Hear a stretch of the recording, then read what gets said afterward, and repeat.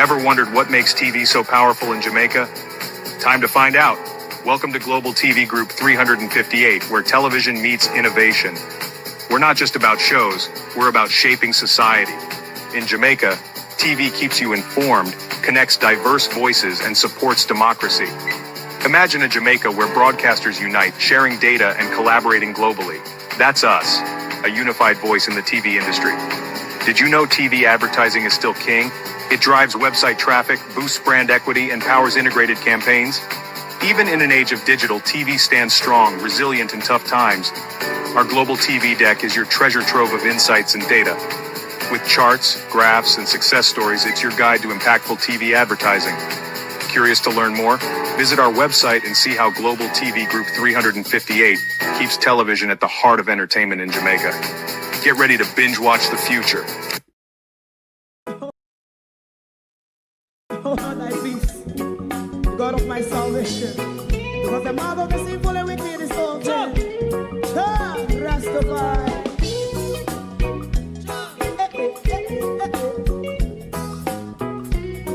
Come with I. Rastaman throw one stone, and it bring a bad feeling to all wicked men. Not a people there. Make a man throw one stone, and it bring a bad feeling to all wicked men. Only when man like Marcus Garvey speak, wicked men would I hear. Hear now hear. Instead of that, they only sit aside a rub and cheat, and not press the poor. Make out what I seen to.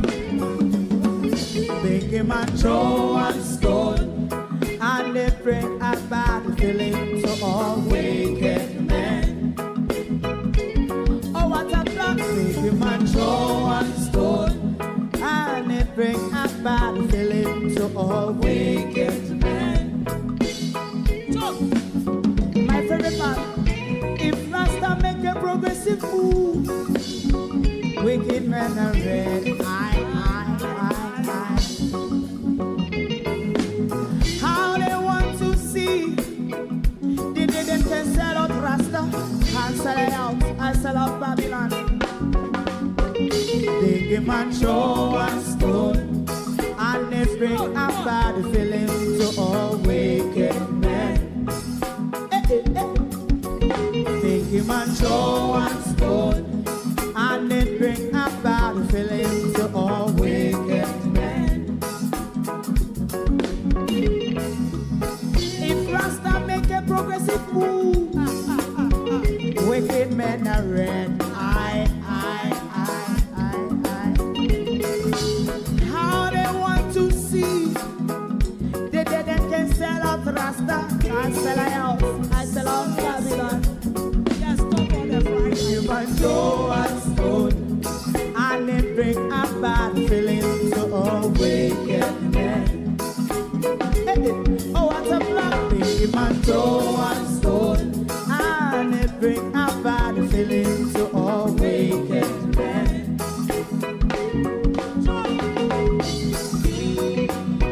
You have eyes to see, let him see. You have ears to hear, let them hear. What a prophet must say.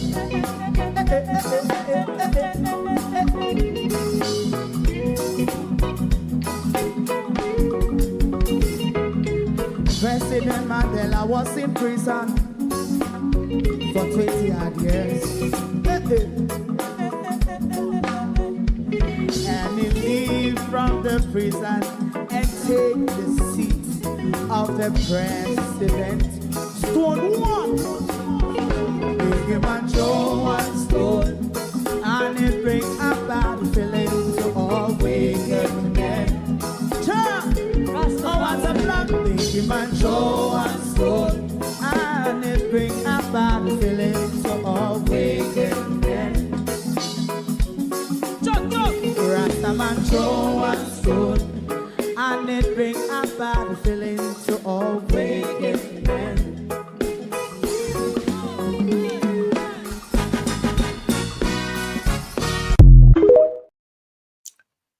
Good evening from London. It's still good morning to you on the Eastern timeline. Welcome back to Global TV. We did tell you that we will be coming back out for the People's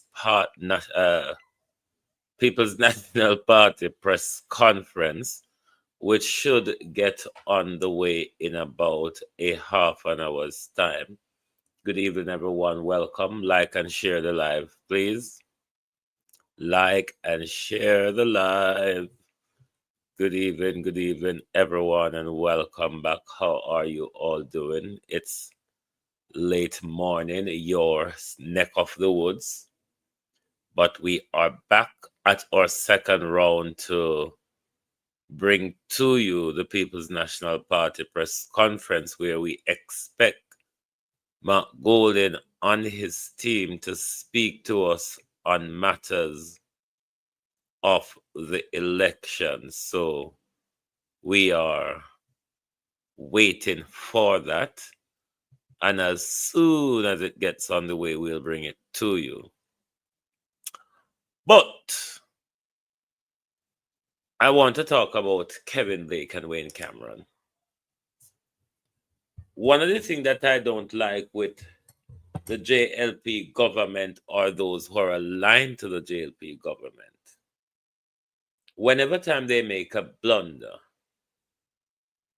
they don't seem to come out and address it any at all. They just allow it to die out.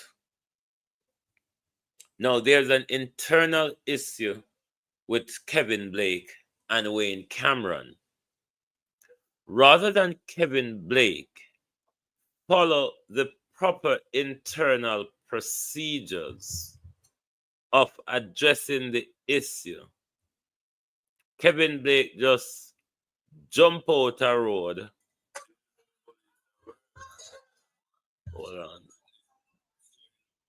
on there.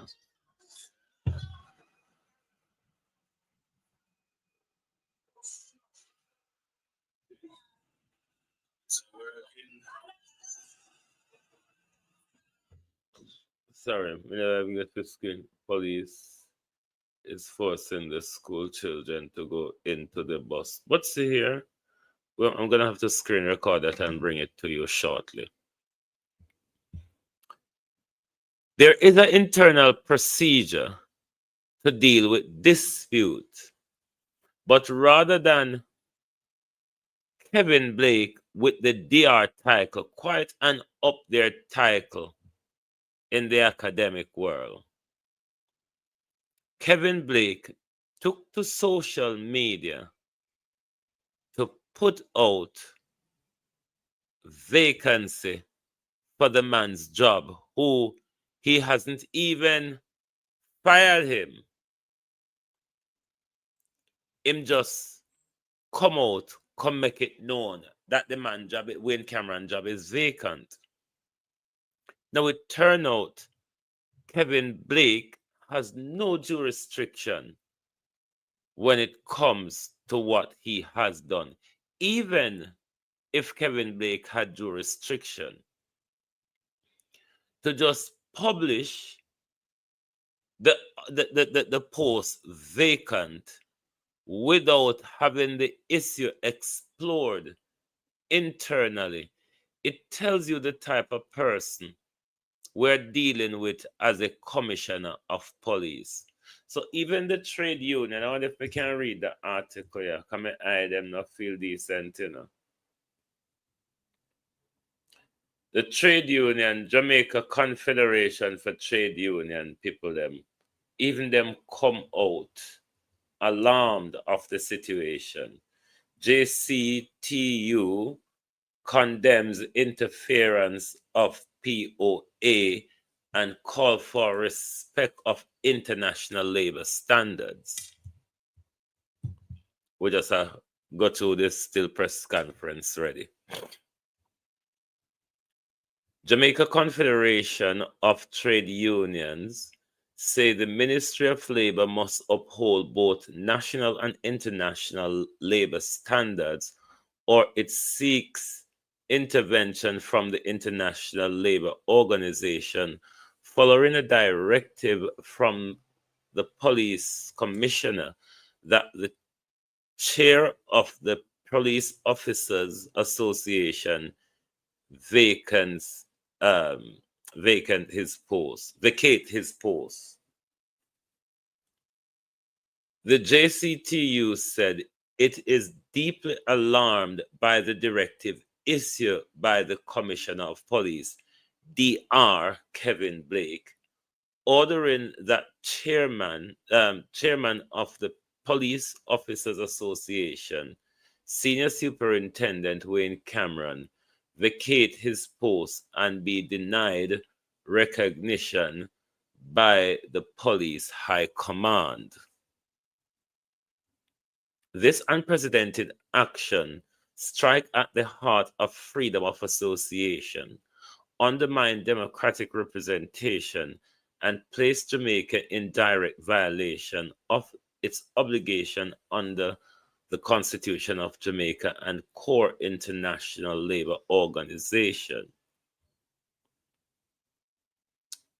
And core labor organization conventions and the JCTU said on Wednesday.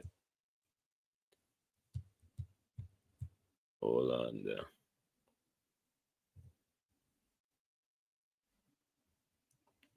The International Labour Organization Convention 87, Freedom of Association, which guarantees that workers' organizations shall elect their representative in full, free, and conduct their administration and activities without interference by public authorities.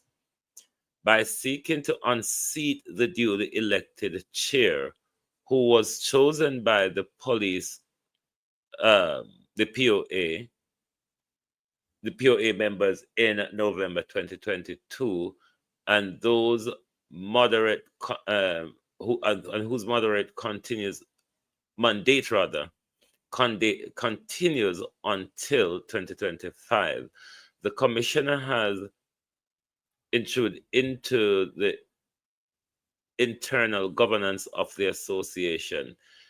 The further denial of access to the high command restrict the POA ability to fulfill its representative responsibility, said the JCTU. It claimed Blake also violates International Labour Organization Convention 98, right to organize and collectively bargaining, which protect workers' organizations from act of anti-union discrimination, particularly against elected leaders and employers' interference in their administration and function. The JCTU said Blake order is a violation of the Constitution of Jamaica, as the Charter of Fundamental Rights and Freedom provide that all persons are entitled to freedom of association and equity before the law. The POA derives its authority from the democratic will of its members, not from the employer, said the Confederation. So, one of the problems we have with these people, when they make these sort of blunder, they have no recognition for the general public or no remorse for their wrongful act or their blunder. Now, Kevin Blake, if he is as intelligent as what we've seen on paper, then he ought to follow the internal procedure. I mean, to get to that level and you don't know, Kevin Blake, DR, how to deal with an internal dispute. This is why we have to ask the question, is Kevin Blake becoming a dictator? Because if Kevin Blake is not a dictator, then Kevin Blake would even bypass the internal mechanism to deal with employment dispute and just jump out in a public and why when I report my platform and I'm not doing anything labor rights, I'm talking about what Kevin Blake done with what we have to protect Jamaicans. Let me tell you, on over TikTok where I report my platform. You see, if this apply to Wayne Cameron, who is so high up in the security forces, imagine what you down there, how your employers would be allowed to treat you if things like these are allowed to slide and there's a dispute between you and your employer or another colleague at work and you are just been told to up and leave without even exploring what the problem is, if you are the problem or somebody else is the problem. Do you understand how dangerous it is for your livelihood? Because you would have to creep on your knees and agree to all sort of fuckery that you probably don't agree with or believe in order to keep a job. Do you understand the dangers of silence or the dangers of being pushed into silence? It means them can take more liberties of us. So when you see things like this happen, blatant violation, where Kevin Blake is saying, you have no right to complain about me. You have no right to challenge me, given how high I'm sitting on the chair. You are subservient to me. You must do what I say. If you have an issue, swallow it and go to bed. This is what Kevin Blake is saying, you know. Because if Kevin Blake don't respect following the internal procedures as a top ranking in the Jamaica Constabulary Force or commissioner, the one below the Minister of Government. He's the one below Horace Chang. He's the operational and administrative head of the police.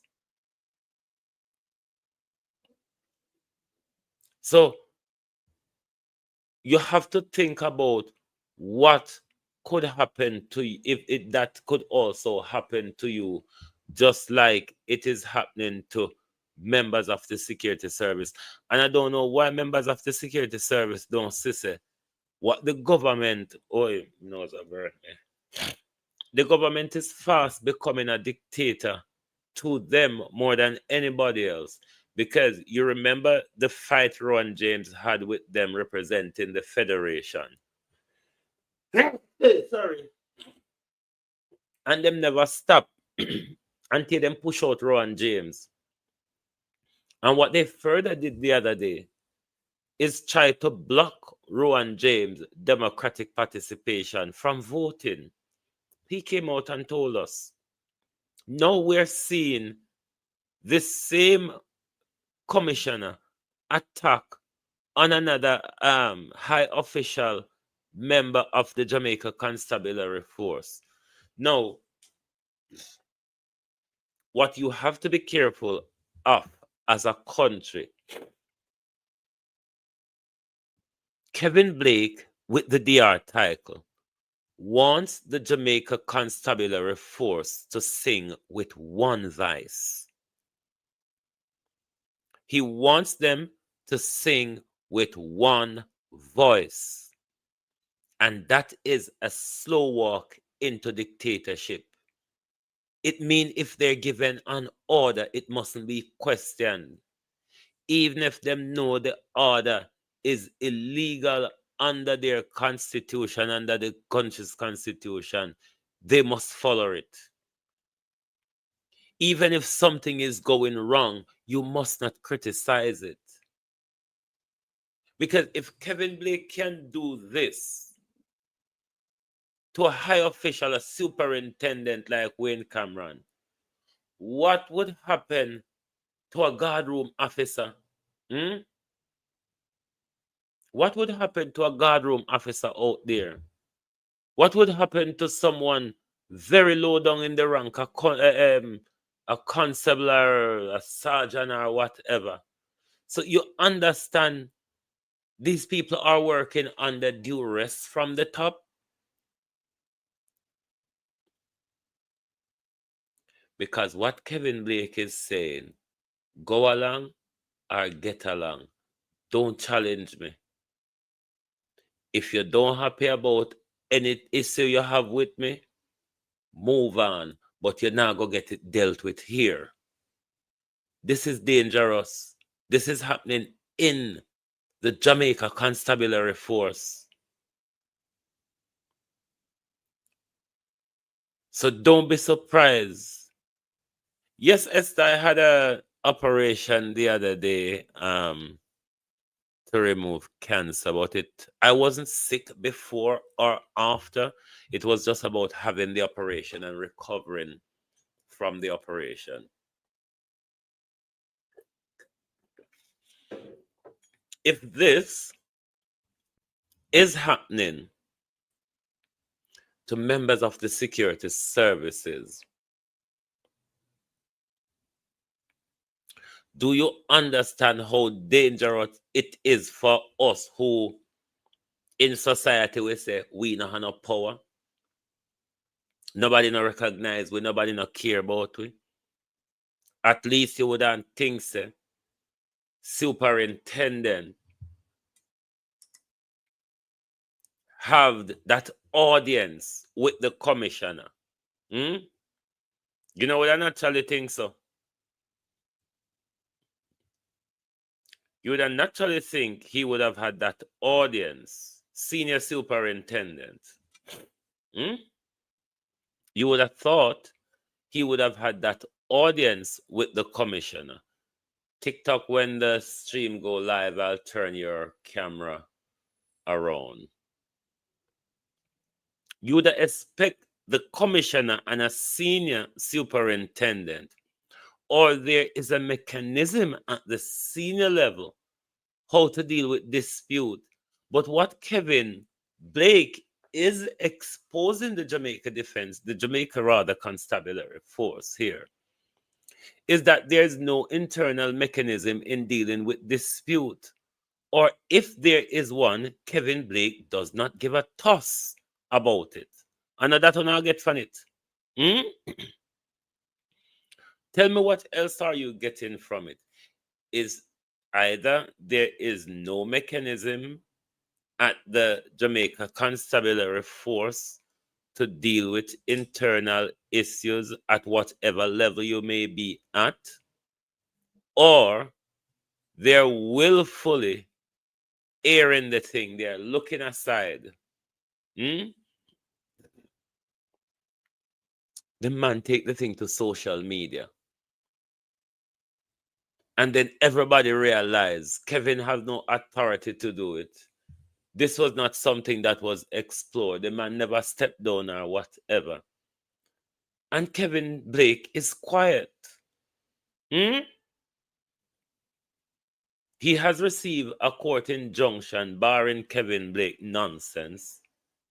But Kevin Blake is rather quiet and disrespectful with his quietness, because he did not hesitate to come out and make his social media blunder. And this is the JLP run aligned government, how them behave. Remember what Juliet Holness did to Valerie Curtis? Valerie Curtis heard all of what was going around about Valerie Curtis then. She heard it in the news. While Juliet had email going all over around Parliament about her, but she had no knowledge of all of what was going on and the blame game that her name was thrust into. So when Kevin Blake come, Rowan James had to go. You can't in a them position there and have shame. Because if you never have shame when you come out and make the JCF look like worse than a patty shop, the JCF solve dispute like a market star, like market vendor, Kevin Blake. So you know for shame.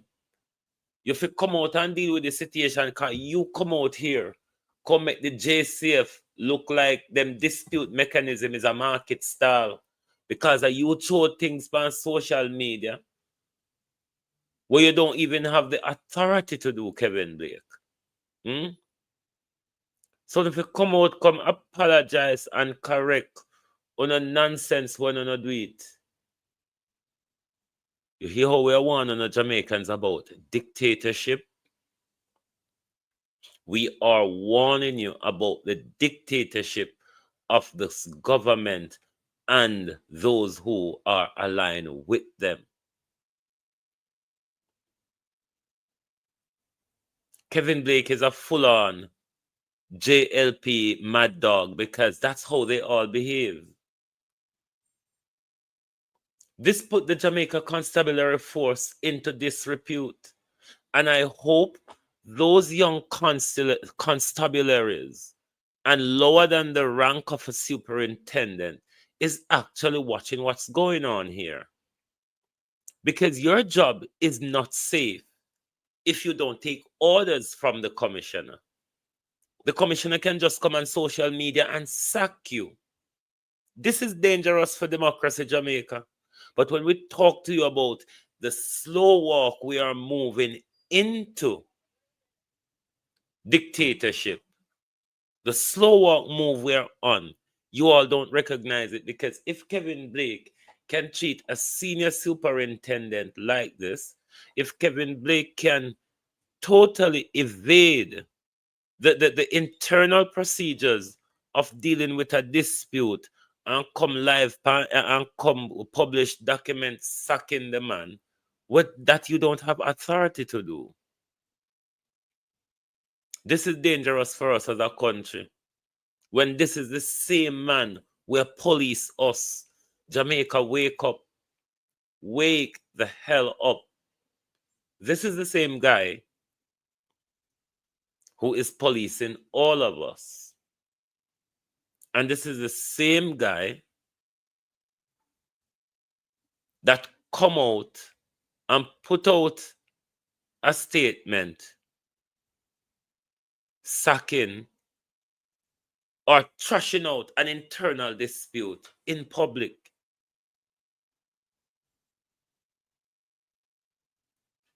How can this not bring the JCF into disrepute?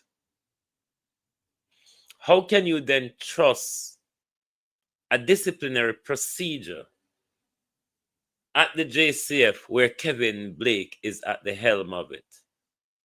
It really don't make no sense. The link has come live. Let me turn around TikTok screen. Bear with me.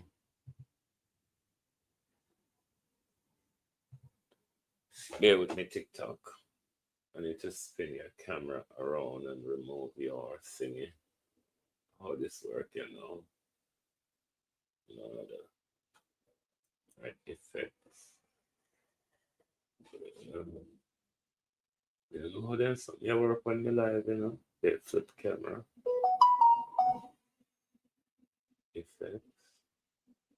Bear with me, TikTok. Where do I hold them something you go again? Bear with. Right, so hold on the TikTok. The stream is live. When they're ready for talk, it will come up. Let me fix the TikTok screen so TikTok can see all the going in hands and all that jazz. So that's your screen, TikTok. I will turn the light off.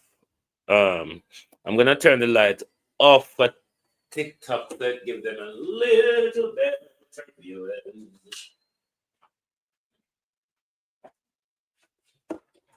So it give TikTok. Oh, sorry.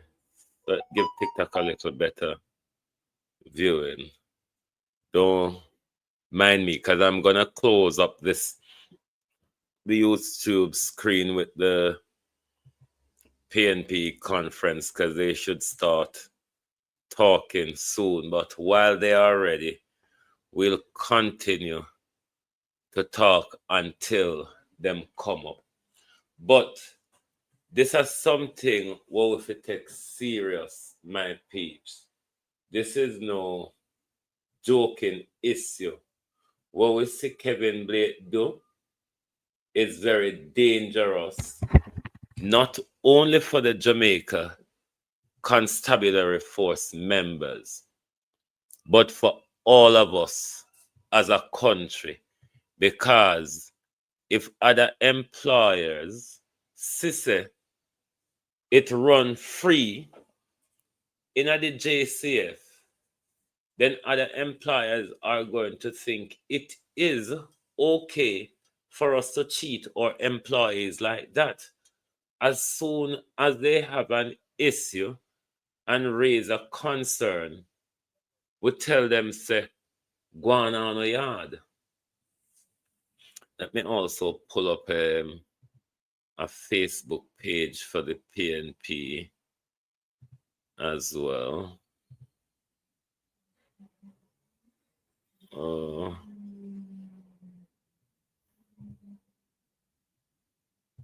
on, let me pull up a page for them.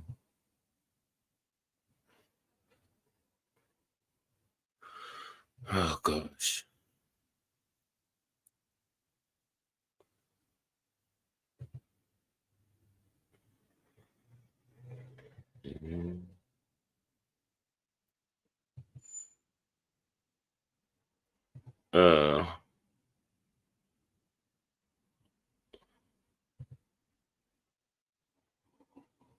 I'm trying to log in here. Bear with. I'm trying to log into my Facebook as well. Oh, my phone with the notification I go to. Bear with me, the my page. Oh, you see it, yeah. You need to find the phone with the notification I go to log into my Facebook. So I can pull up the screen.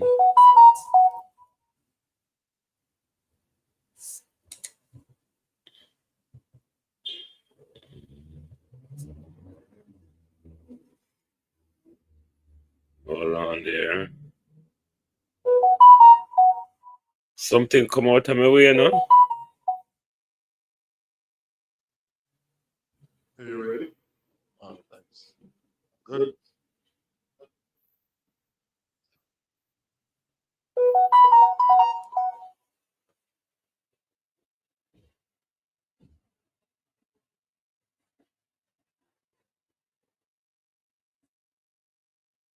Yes.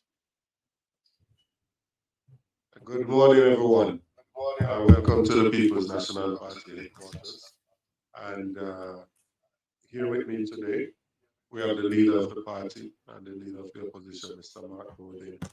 And to his immediate right, the legal advisor of the party, member of parliament from Western St. Andrew, Anthony Hilton. Today, we're going to be having a discussion with you, the members of the media and the wider public, in relation to some happenings around the outcome of the general elections that were held just over a week ago. Some may be wondering why it took us so long to speak, but we are of the opinion that you have to have the discomfort of thought before you have the comfort of opinion. In other words, you should first seek to understand before seeking to be understood. And so we took the time so we could examine the information that is out there. We could meet with the officer corps of the party, which we did yesterday, and to meet with the candidates. And we also had that meeting as well yesterday. We will undergo a process of review that will start from the constituency level, getting a report from the individual constituencies. We will also get a report from the regions based on how our party is structured. And of course, there will also be a national appraisal committee that will look at the elections, the election results, what we did right, what we did wrong, what we need to improve on, and the process to implement any change. Now I'm going to ask the leader of the party to give a more general overview of the elections and the way forward. Thank you, Dr. Campbell. Ladies and gentlemen, members of the media, good morning. I wish to thank all who supported our election campaign, all of our 63 candidates and their campaign teams, our party workers, our supporters who came out and voted for our candidates, our bloggers, our donors and contributors, our election day workers, our police, military. We increased our vote nationally in this election by over 97,000 Jamaicans. And we doubled the number of seats that we hold in Parliament from 14 to 28. Our team in Parliament is strong, and we will be a formidable force in the Parliament of the land to hold the government to account and to defend the rights and interests of the Jamaican people. I'm happy to announce that all our MPs elect, except for one who is traveling abroad, have signed a letter to the Governor General confirming their support for me to be appointed leader of the opposition. Since the election, our party has been active. A meeting of the officers of the party was held yesterday to discuss the way forward and internal issues that we need to chart a time frame for, related to things like our various internal conferences, annual conference, and so on. This was followed by another gathering of our candidates and the national campaign team to thank everyone for their efforts and to have initial dialogue around the conduct of the elections in each constituency. Written reports from each constituency team will be required, and further evaluations are to follow. And the General Secretary mentioned an appraisal committee which will be constituted to do an overall in-depth assessment of what took place. And our executive committee of the party will recommence its meetings on Monday coming. I now want to address the widespread concerns that have been expressed in the public domain about the conduct of the general election last week, Wednesday, the 3rd of September, 2025. As a responsible political movement that is committed to nation building and national development, it was important that we should await having reliable information before speaking to these issues, rather than proceeding on raw emotion and hearsay. Having waited for the final count to establish the official results in each constituency, including ascertaining the number of spoiled or rejected ballots and how these were apportioned between the two parties, the advice that we have received from our lawyers who attended the final counts is that a magisterial recount is unlikely to change the outcome in any of the seats. In the case of West Central St. Andrew, however, the nature of the irregularities which took place there is being carefully scrutinized in anticipation of a case being brought to the constituted authority for appropriate relief. I won't be able to answer more questions on that today. That matter is with our lawyers. While we don't have sufficient evidence to mount a legal challenge against the outcome of the elections, we are nonetheless deeply concerned at the extensive and I would say vulgar use of state resources to impact the outcome of the election over the campaign period. Specifically, the massive political advertising paid for by ministries, departments, and agencies of government during and up to election day at the cost of taxpayers to benefit the incumbent JLP administration is problematic.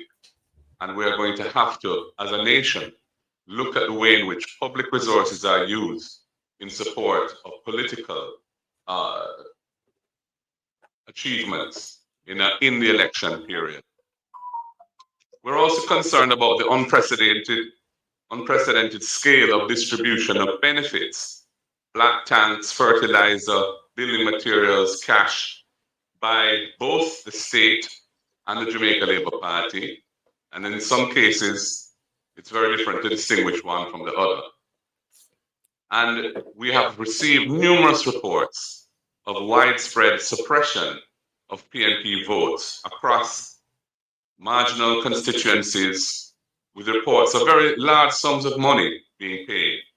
And this strategy was enhanced by the timing of the elections and related giveaways in the back to school week, when parents in low-income families in particular are most vulnerable and could be financially induced to prioritize loyalty to their families and their children over party loyalties. A second concern we have is in relation to some aspects of the operations as conducted by the Electoral Office of Jamaica. We think there should be an independent inquiry into the operation of the 2025 general election, and it should be urgently undertaken with changes implemented for future elections, because we need to improve the processes. In particular, the process that results in hours-long waits at many polling stations by voters who turn out to vote, frustrating electors and causing many to leave without voting. And this factor is exacerbated by the law, which only gives 3 hours as a window to employees to be away from their workplace during working hours for voting, which is clearly inadequate in Jamaica's modern realities when you consider the time for transportation to get to a polling station from the workplace, depending on where the person works and where they vote, and the lengthy delays in the lines in some polling stations. We also need to look at the use of finger inking. That was originally implemented to prevent multiple voting, but it currently facilitates voter suppression as persons are being induced financially to dip their finger in ink prior to the vote and then being paid not to vote. And we have several reports. Keep tapping up the screen, please, globally. We're also concerned about the black book, and we believe that the polling that is used in polling stations, it must be made available during the polling process for viewing by indoor agents and not left entirely to the presiding officer to identify voters who present themselves without IDs.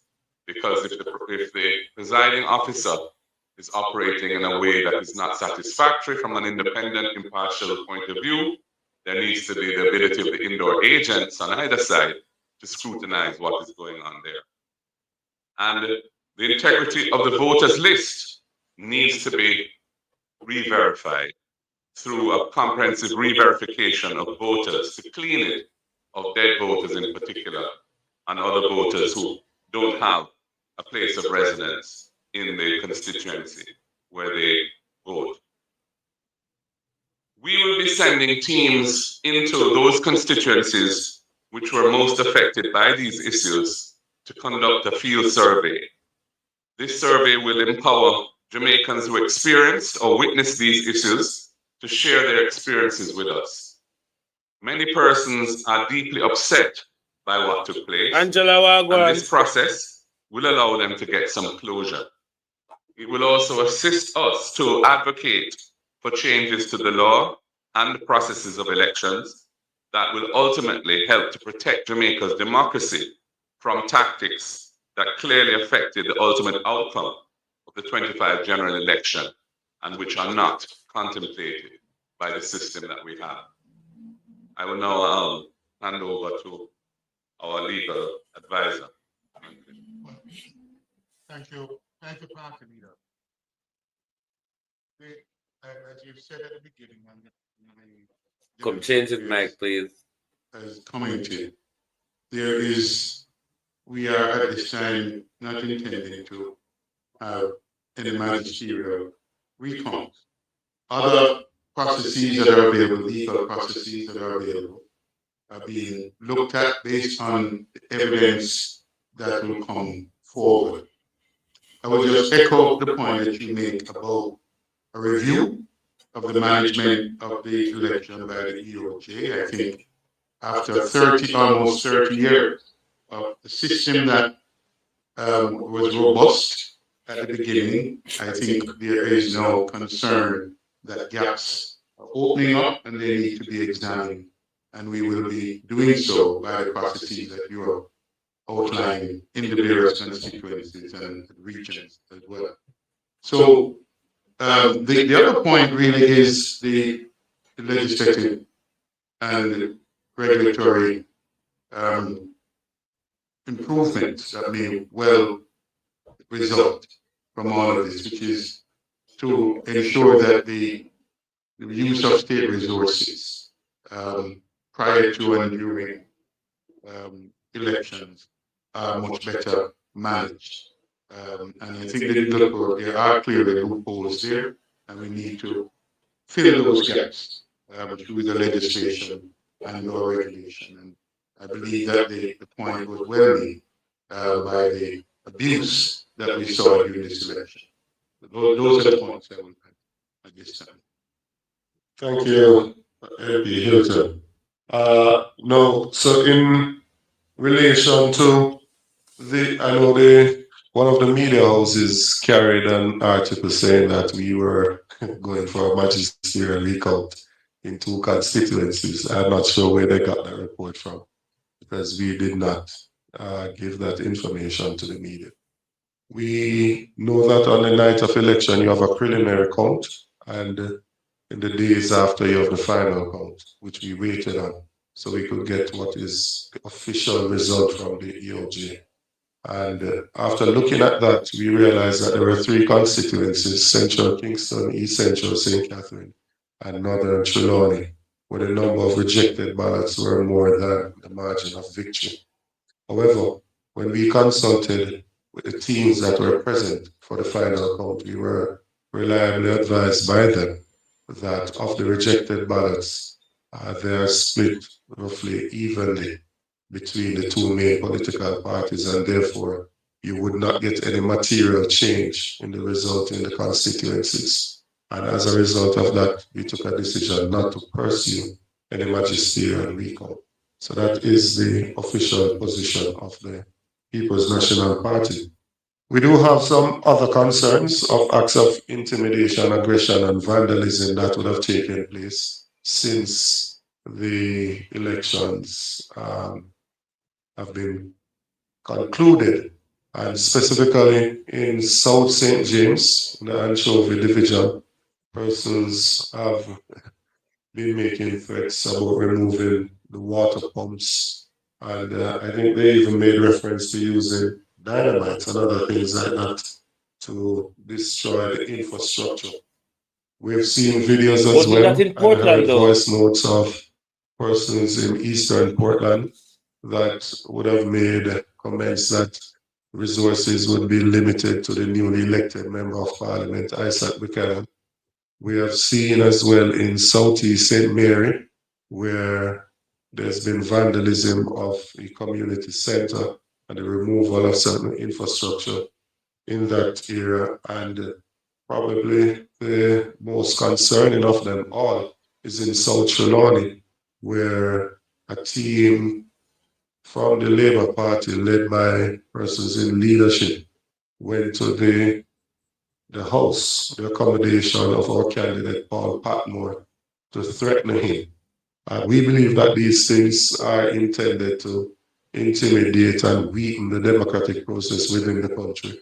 And we are calling on the members of the Labour Party, the leadership, to rein in their supporters and for them to understand that we do believe in a democratic process and we have to accept the outcome.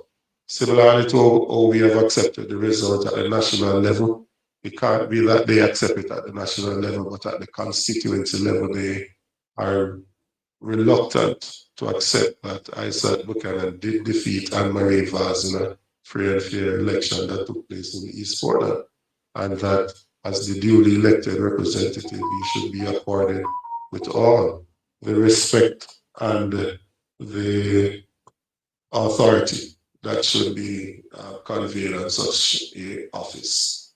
We also want to encourage our candidates across the length and breadth of the country to remove the paraphernalia that was put up during the time of campaigning.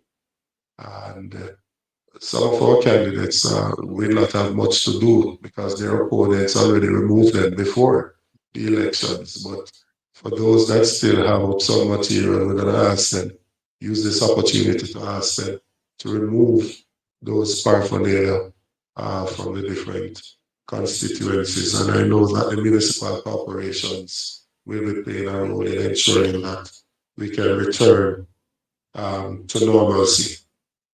The matter surrounding West Central St. Angelo is a matter, as was said by the leader of the party, that the legal team that has been engaged by our candidate is putting together their documents, and for further information on that, they will speak at a later date.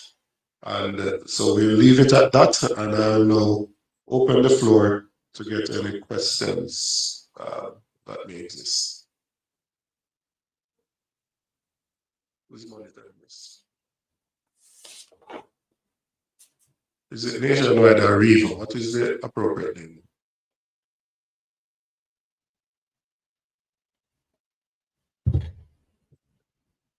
Siobhan Campbell, still Nationwide News. My question is to Mr. Golding. Based on the concerns raised, are you casting doubt on the legitimacy of the outcome of the 2025 general elections?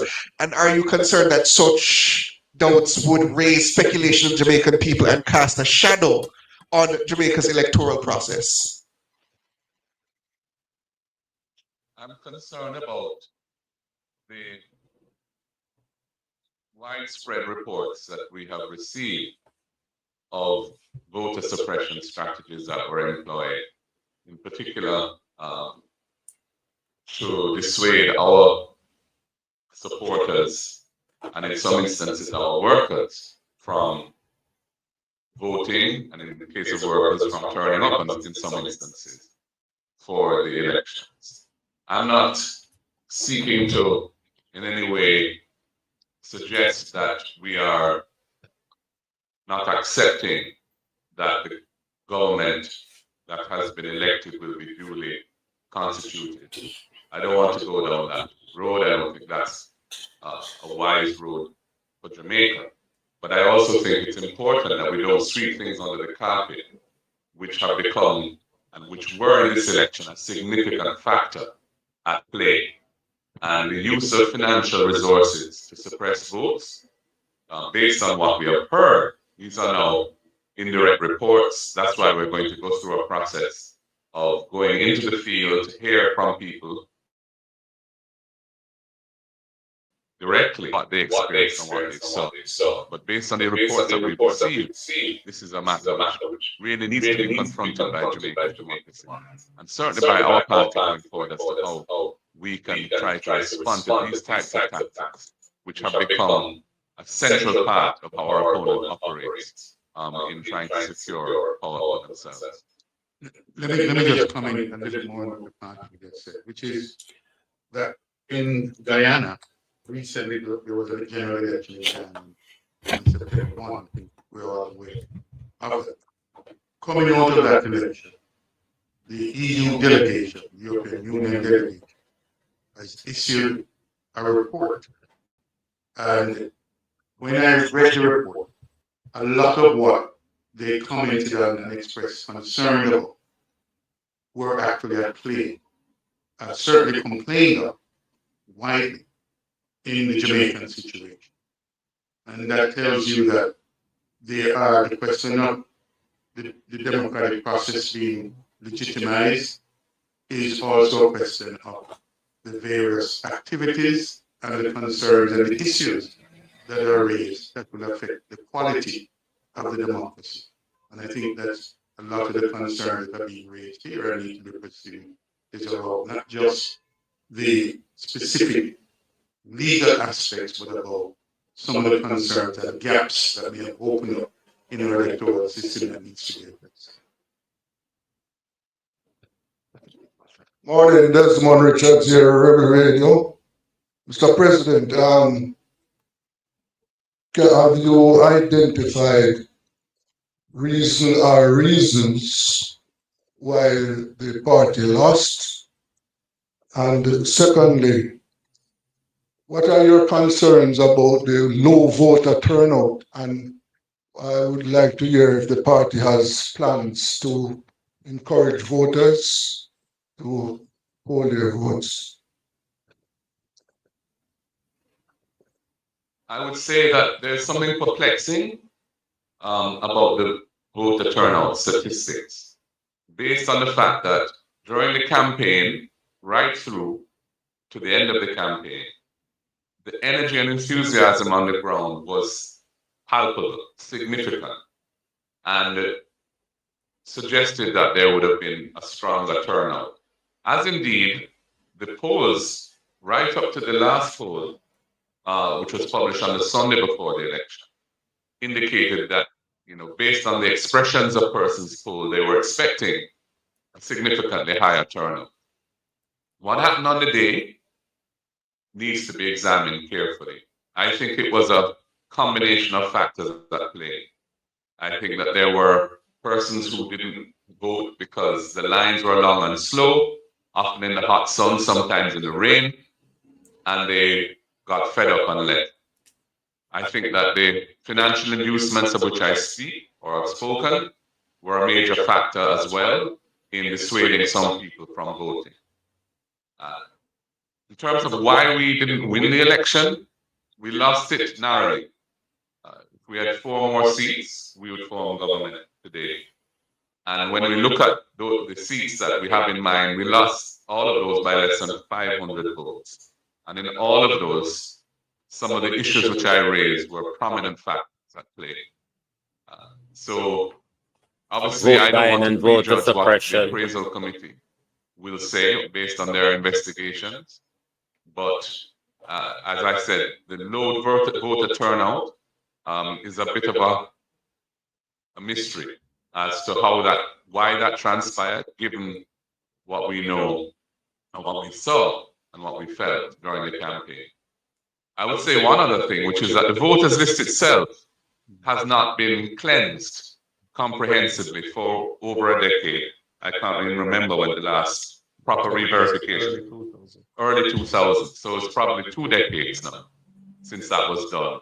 And given the nature of our population, how people move around, move to other parts of Jamaica to seek work, and that sort of thing, and the people who die, and there's no automatic removal of voters on there.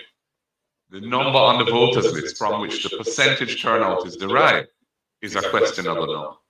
And so the voter turnout statistic itself is necessarily understated. The degree of understatement is what we don't know.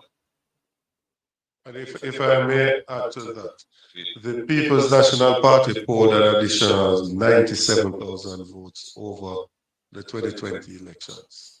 The Jamaica Labour Party polled 5,000 more over that time. And as has been said, if you look at some of our areas, there was significant suppression that took place in some of our areas by personally inducing individuals in there not to go to vote. And with the long lines that were present at the polling station, there is a question for the ECJ to answer. Because if we had a turnout of only 39% and we had such long lines with such delays, one shudder to think what would have happened if the turnout had been 50%. Because significant delays took place on the day. I was on the phone from early with the director trying to resolve some of the issues. And you did have persons in those lines that turned away. So we lost 4 constituencies by less than 500 votes. Each of those constituencies have over 100 polling stations. It's just 5 persons in each of those that got frustrated and left and would have made that difference. And so it is a significant thing, and I think we have to resolve how we do this thing. I was third in line at my polling station and didn't vote until I was there before 7. Didn't vote until about 10 minutes to 8 before I completed the exercise. That's just not acceptable in my opinion. So there was a decision that was taken that persons that showed up without ID should have been placed in a separate line, and that you should have started the process from outside with an additional agent. That did not obtain in all constituencies. And so you had, in some cases, what appeared to be a deliberate attempt for persons to turn up without the IDs to deliberately slow down the process. And so there is a need for a proper review of the process, and for us to ensure that the elections are indeed free and fair, and that people can express their rights. And I'll just add that if you anticipated a larger turnout, which the poll suggested we may have had, then the planning, it seems to me, was inadequate. The planning by the EOJ must have been inadequate because in the event only 39% or so turned up, and we actually voted, not turned up. Well, voted, Yeah. actually voted, and we actually covered. So and low turn vote turn. So I think the planning has to be questioned, and perhaps an audit is appropriate at this time as well. Team are at CBN TV. We've seen at rallies there are crowds and a lot of support. Even with the big gains, how do you plan to keep the base energized after the back-to-back defeats, Mr. PNP President? Well, after a campaign ends, there's a process of reflection, there's a process of analysis, there's a process of reconnection with our base and our supporters. And there's also, I think, there are some reforms internally that we need to pursue as well to strengthen our overall organization. So the way in which we plan to handle the matter would be through a period of careful analysis of what took place and a recognition of where there are weaknesses that need to be strengthened, and the deliberate pursuit of changes that will strengthen those weaknesses. So, one doesn't energize the base from the start of a 5-year term of government. Energizing the base comes from the kind of process involved in campaigning. But what we need to ensure is that we stay in touch with our base, that we strengthen our constituents in divisional organizations, so that when the time comes, we're able to deliver an effective result. And we are starting now from a much stronger position than we have enjoyed over the previous 5 years. With just 14 in Parliament before, it was much more difficult. Only 14 MPs out of 63 were PNP MPs. Only 14 out of 63 PNP MPs got state resources through the Constituency Development Fund to help to do the work that they have to do. So it's moving from a very limited base in Parliament is difficult, and it required extraordinary effort to take us where we are now. With 28 seats to their 33, 35, I mean, the situation is much more balanced, and that will enable us to build on that, to be even more effective next time around. But you also pointed out partly that there's an engagement in the field from now, in the reviews. I believe, certainly speaking from my own constituents and from talking to others who have yesterday's meeting, that process of engagement will be helpful, because a lot of the concern and the sense of rejection that is there comes from some of these things complaining. And I think once you're on the ground investigating, giving people an opportunity to speak and to vent some of that frustration, I think that will be part of the process of healing and engagement. part of the process of healing and engagement. So I think that process will be ongoing. Morning again. Indulge me a couple of questions. One, given what you have described as acts of voter suppression, can you indicate whether or not PNP has made a formal complaint about electoral fraud or irregularities to any state organ? And if so, in what constituencies? That's one.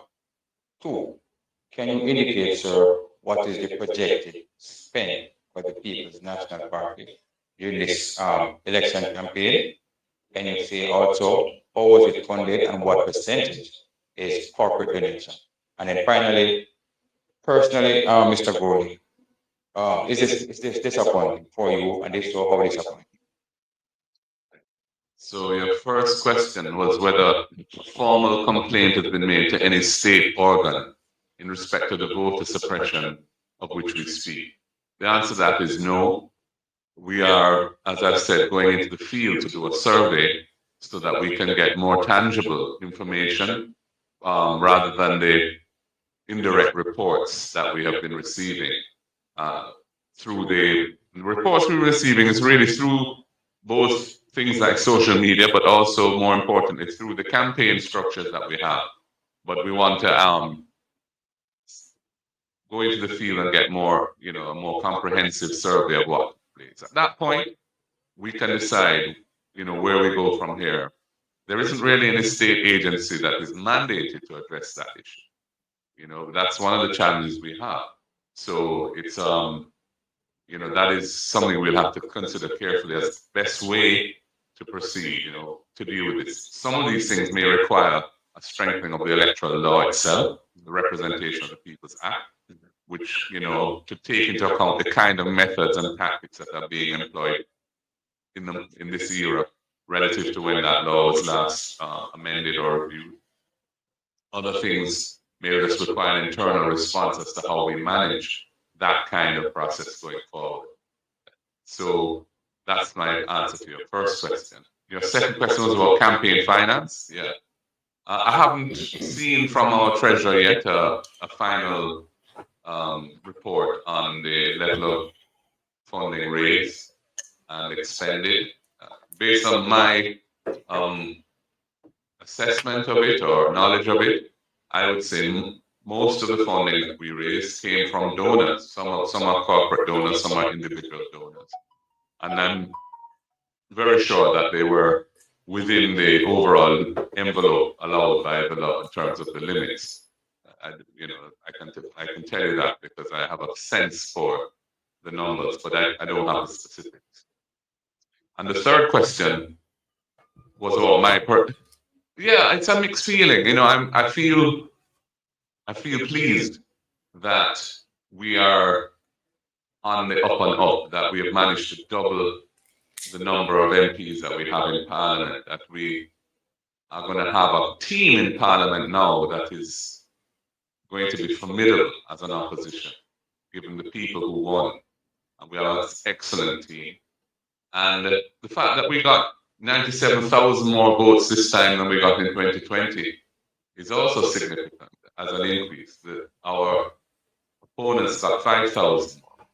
So it was a definite improvement in our performance. Disappointment at the same time that we weren't able to deliver that final, 5 additional, call it 4, that we needed to just have 32, which is the threshold for winning. That was disappointing. And when we look at the seats that we thought we would have won and didn't, we have to look carefully at why we weren't able to prevail there. I think that the reasons for that were more to do with factors that took place on election day itself and maybe the night before or 2 nights before, rather than the campaign as a whole. I think the campaign as a whole, we ran a pretty exemplary campaign. I think it was a much more active campaign than our opponents in terms of presence on the ground and meetings and rallies. and the attendance at those rallies. I think our manifesto was delivered in a reasonable time so people could digest it and was well received. I think that our performance in the election debates, where most people feel that we won each of the 3 debates, was also significant and helped us along. But we weren't able to actually cross the line first because things went on, as I said, the very end of the process, which we were not able to respond to effectively on it. And for that, we must all take some responsibility, including me as party president.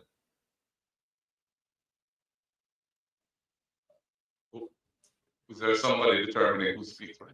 Yeah. Morning, gentlemen. What positives can you take from the campaign? Excuse me. Yes. What positives can you take from the campaign?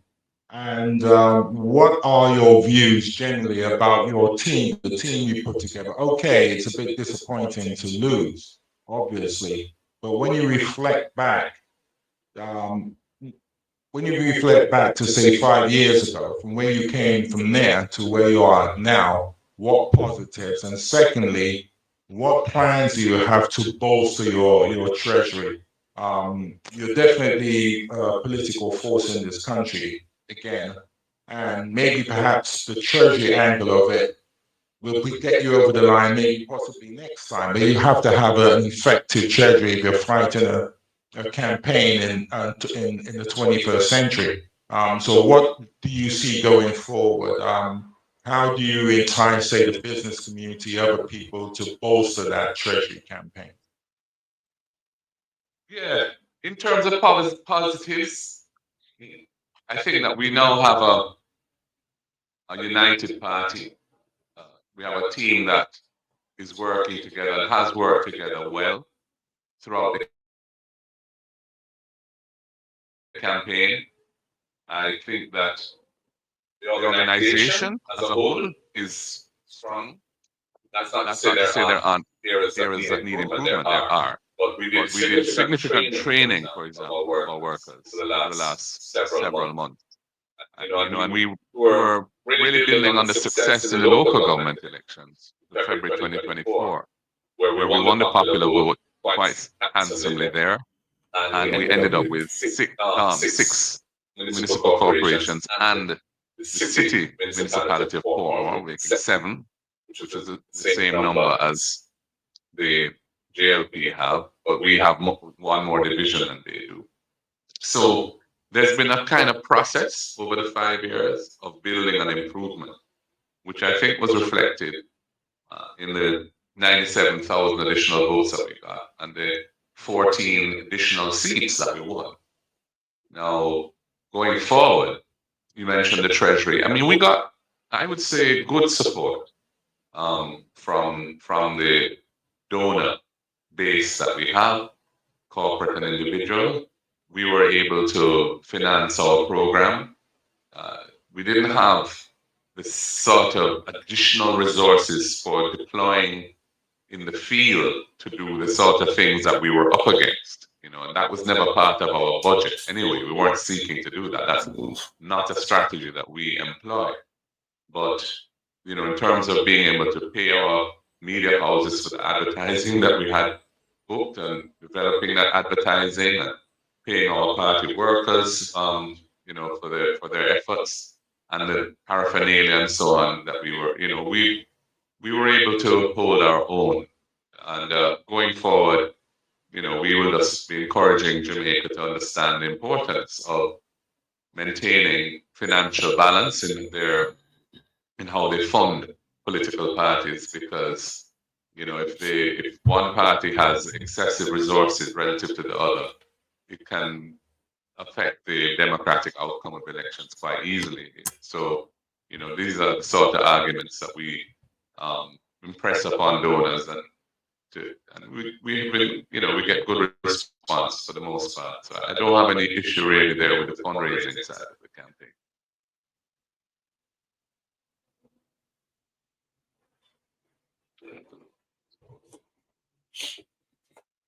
Yes, good. All right. Greetings to all at the press table. President MG, this one is for you, sir. Who is this? I am Baba Tunde's Stargate Communications.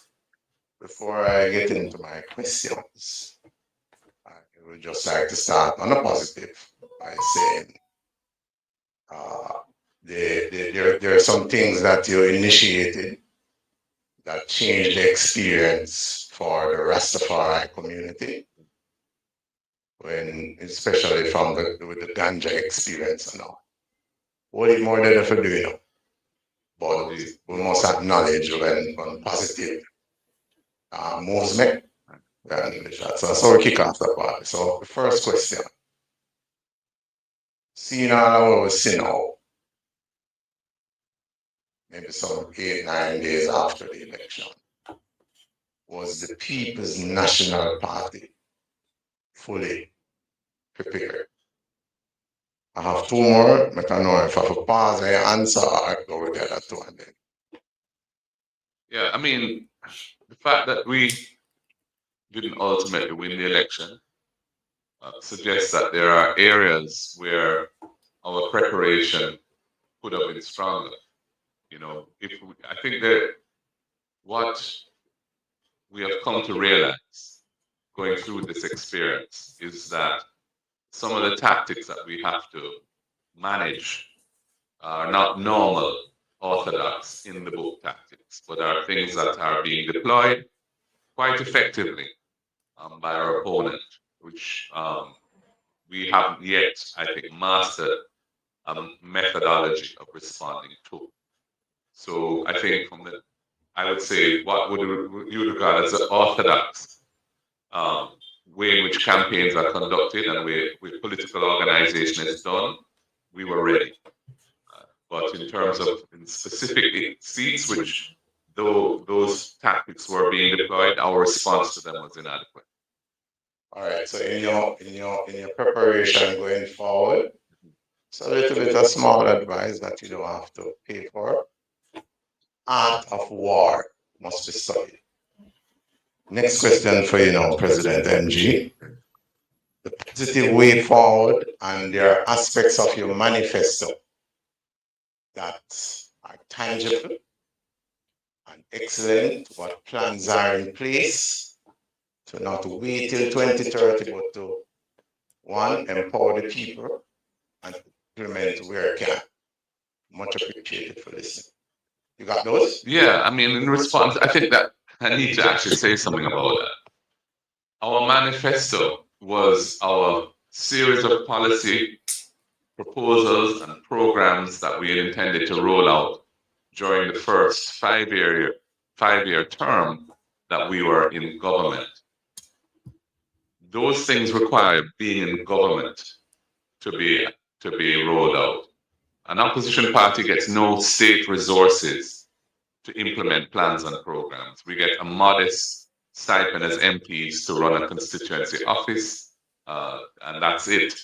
And then there's the CDF, which is a modest sum which hasn't been adjusted for inflation for many years now, of 20 million a year, out of which 1.5 million pays an administrator. So it's 8.5 million to be spent in a constituency with residents typically exceeding 40,000 people. So, you know, I don't want to pretend that the opposition will be in a position to roll out things like the First in Family Scholarship or build 50,000 housing units at an affordable price for people, or to implement rent to own to enable persons who are currently excluded from the mortgage market to become owners of their own home, or indeed a disability fund to help persons with disabilities with $1 billion in it, and those sort of things. Those are things we want to do with reform government. What we will be able to do is individual MPs who have won will be able to pursue their own particular set of policies that they had brought to the people. You know, some of them will take time. It won't happen overnight. Resources are always an issue. And to the extent they're able to garner additional support through creative methods of fundraising and using the goodwill of people who might want to support those initiatives, that will determine how quickly they can do what they want to do. But it's going to be more on a constituency and an MP level that things you would see things happening rather than nationally, because an opposition party is not able to, or indeed expected to, implement national policies. That's for the government of the day.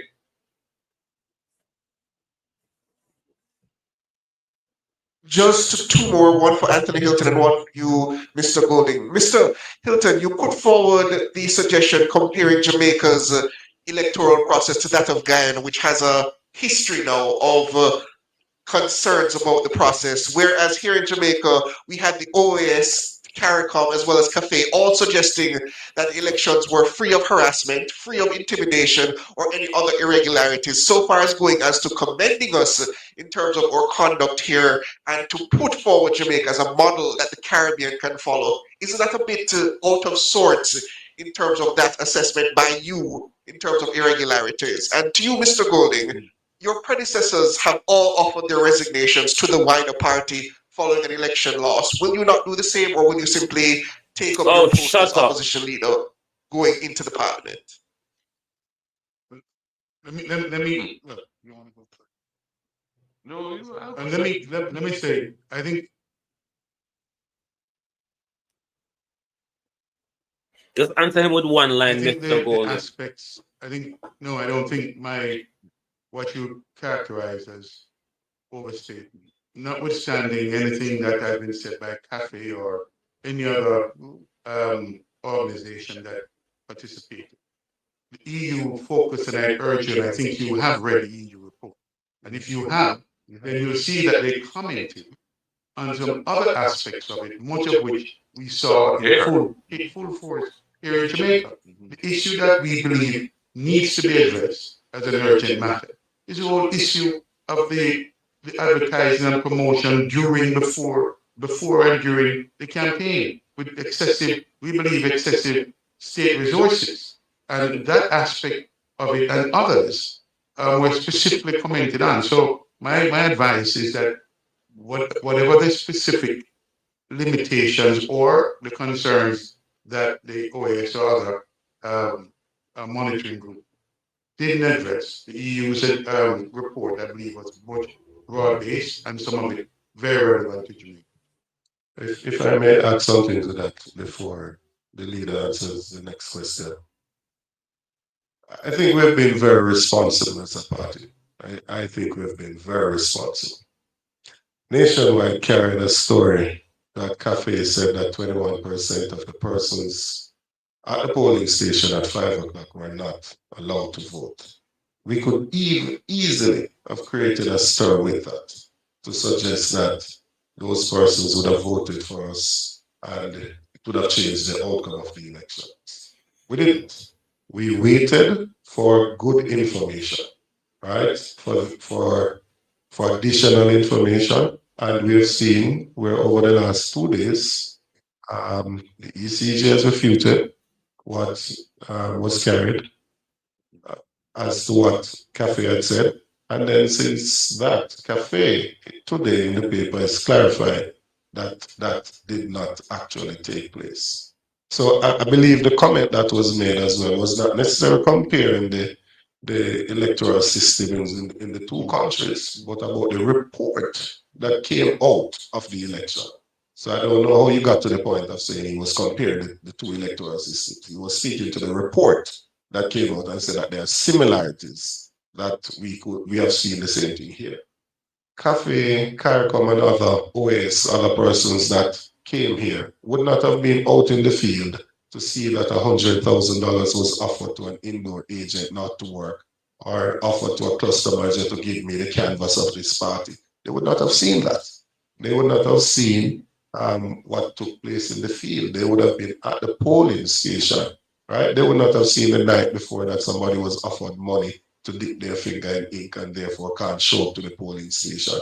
They would not have seen where we saw some persons, MPs, trying to separate people into lines as to who we are going to vote for, totally inappropriate, right? From a high-ranking member of the Jamaica Labour Party.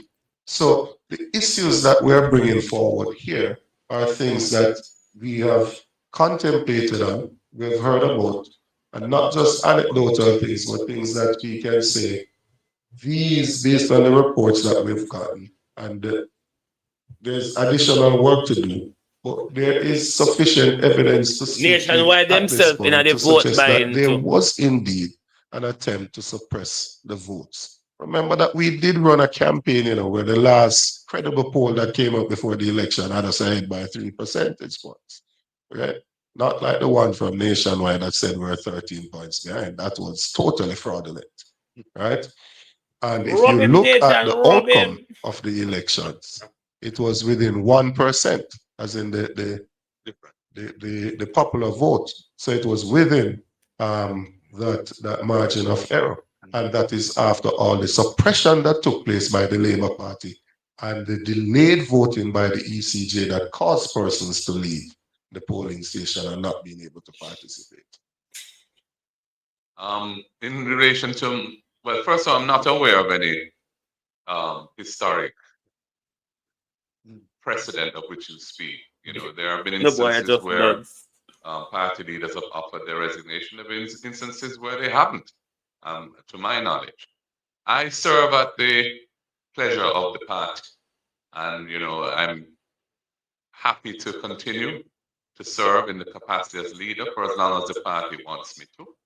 And thus far, all of the MPs who have been elected, all 28, other than one who's overseas traveling, have signed a letter confirming that they have confidence in me and want me to be the leader of the opposition. And that's where it is right now. If I may add again, if I may just add something to that. I want for us not to mislead the public with some of the statements. There are some things that are being said in the public space that are just not true. Andrew Holness was defeated by Portia Simpson Miller in 2011. It seems persons have forgotten that. He did not resign, nor did he offer any resignation. He stayed there. He did not even make public the appraisal committee report that was done, right? 10 of the 21 MPs signed a no confidence in him. He's the one that saved himself with his casting vote. I also hear persons saying that it's historic, unprecedented, this third term. When they say and one complain about the PNP being in office for 18 years, the PNP has won 4 consecutive elections in Jamaica. So what is historic? It's historic for the JLP that they have won 3 elections. It's not historic for Jamaica. PJ Patterson won in 93, 97, and 2002. Why do we continue to mislead the public in this vulgar manner? Mark, I just heard what you said. It's one thing to be endorsed by the party and have the party's confidence. But do you yourself, do you want to lead the party? And then yes, he secondly, I'd wants like to. to follow You up and fucking saying deaf, sir? you don't really want to, as a party, enter another period of fractiousness, internecine warfare that splinters the party. I think you've been an MP since 2007. 2017. 2017, beg your pardon. You brought the party back. It seems united. You fell short. You've doubled your seats. I mean, that I think will go down in history. But do you want to lead the charge? It's all very well being endorsed. You seem to have a good support team around you. But in your heart of hearts, do you want to lead the charge going forward? Me can't answer his fear. Yes. And secondly, I'd say that you seem to have a deep bench, both in the lower house. What are your plans for the upper house? A lot of bright people around, a lot of people who can take positions. How do you want to lead them and how do you want to deploy? Well, I'm not going to comment on the composition of the Senate, which is, you'll hear more very shortly on that.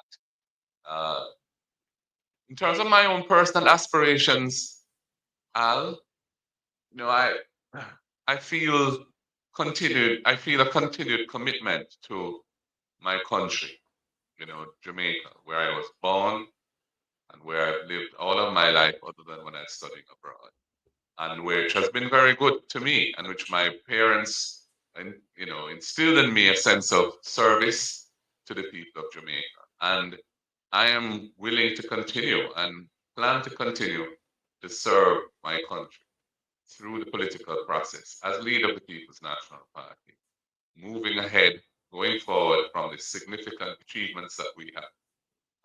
manage to garner in these elections to a victorious result next time round.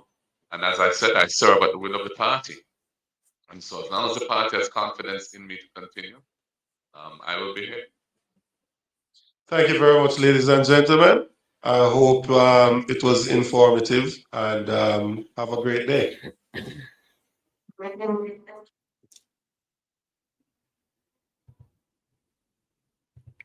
Well, that's our press conference concluded.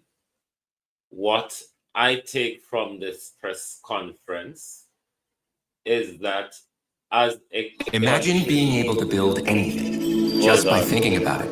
Meet Base 40.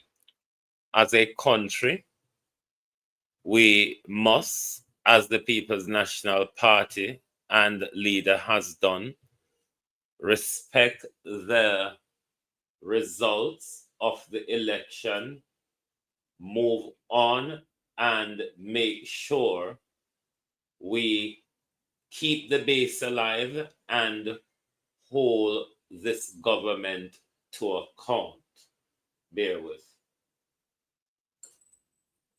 Keep the base alive and hold this government to account. Regardless, we understand the all the anomalies of this election that would have denied the People's National Party their rightful place. What we must do is respect the results, move on, strengthen the opposition, and make sure we in social media land and on the base keep the base alive. Based on how things are going, there could be, sorry, let me turn on back this, sorry. There could be an election at any time because you know how it all go with Andrew and many ongoing investigation of the whole of them. So let us move on. What Mark Golden is and his team is seeming to want to do is to strengthen the system going forward rather than probably fight a losing battle at the moment based on how things are actually run and controlled, such as the Electoral Commission, based on the lack of evidence on things that JCF would have to investigate for vote buying and voter fraud and so on, or rather the Electoral Commission would want to investigate voter suppression or look into their flaws or tactics.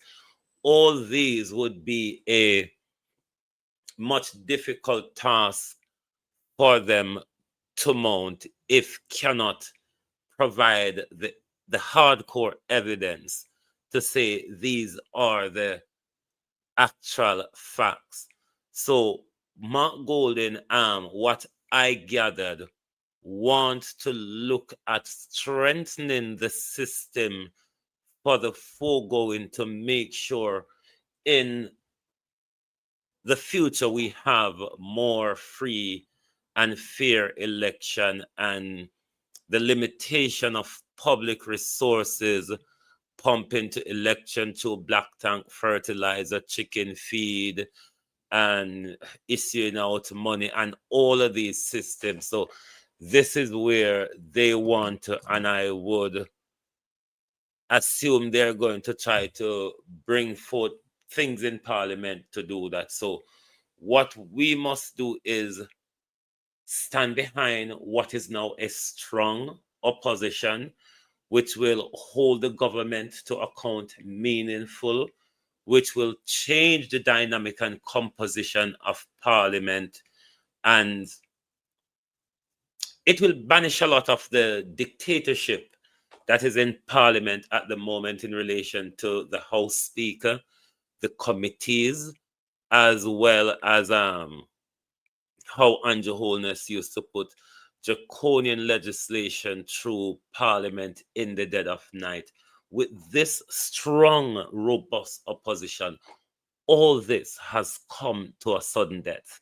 So what we must do out here on the ground and in social media land is keep the base of the party informed and together, so when the bells strike again, the People's National Party is in a stronger position than what they had come out of with the just gone general election.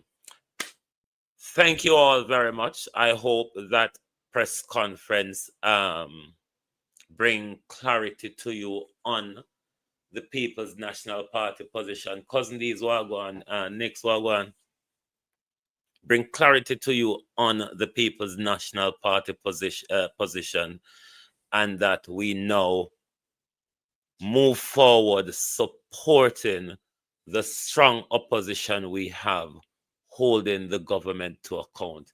1, next month will be Andrew's court.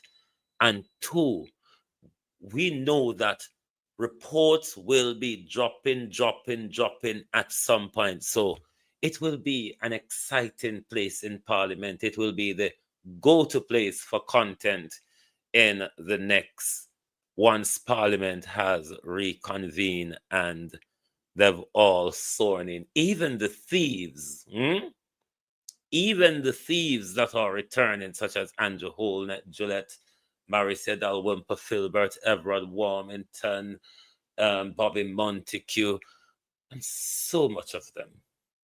Even the cleanup woman, Favour Williams. I mean, lot of it.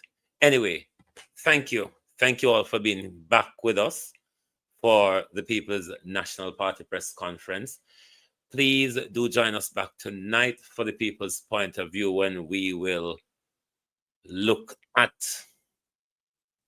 probably go back on Kevin and Gashole Brown. They have lost credibility.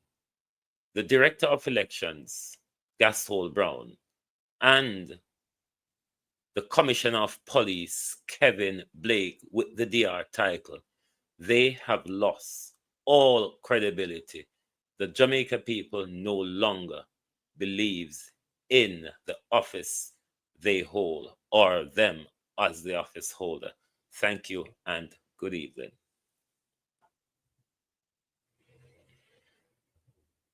Oh, thy peace, the God of my salvation, because the mouth of the sinful and wicked is open. Rastafari.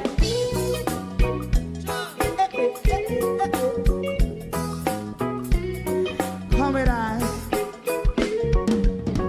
Rastaman throw one stone, and it pick a bad feeling to all wicked men.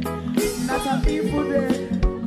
Make a man throw one stone, and it bring a bad feeling to all wicked men.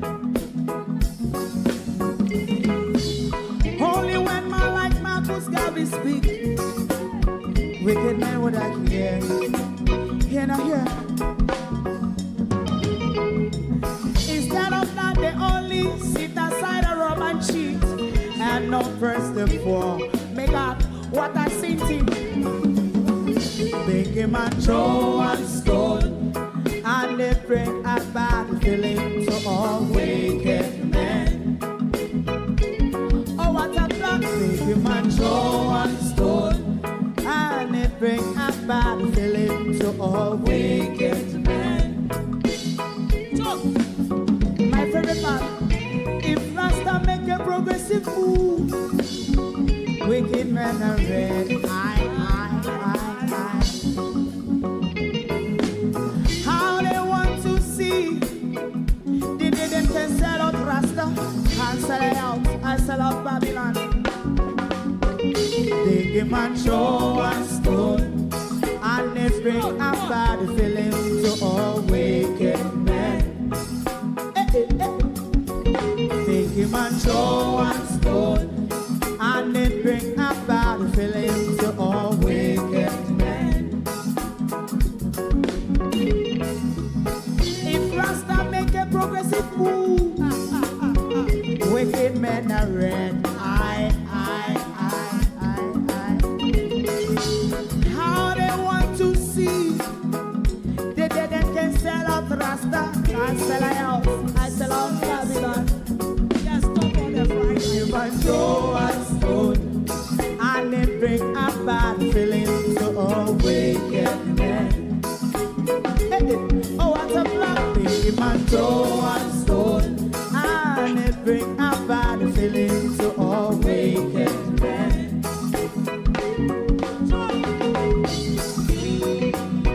You have eyes to see, let him see. You have ears to hear, let them hear. What the prophet must say.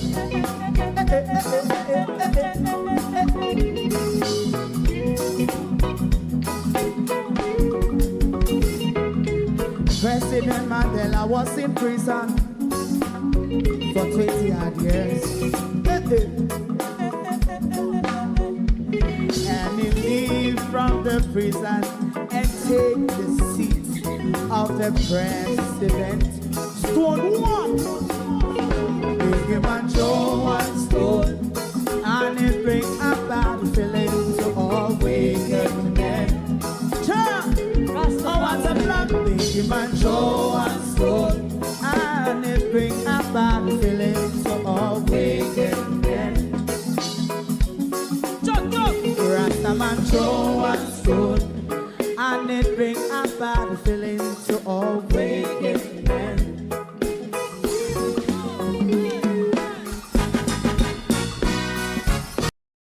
If you don't like missing out on the latest shows but still enjoy classic hits, then Global TV Group 358 is your perfect match. Global TV Group 358 isn't just another channel, it's your ultimate TV experience. From breaking news to binge-worthy dramas and timeless classics, we've got it all. Our unique blend of original content and global favorites means there's something for everyone. And guess what? With GTVG's seamless streaming, you can watch anywhere, anytime. Plus, our interactive features let you be part of the action. So, whether you're a seasoned binge watcher or a casual viewer, Global TV Group 358 is here to keep you entertained day and night. Don't just watch TV, experience it with Global TV Group 358. Subscribe now and never miss a moment.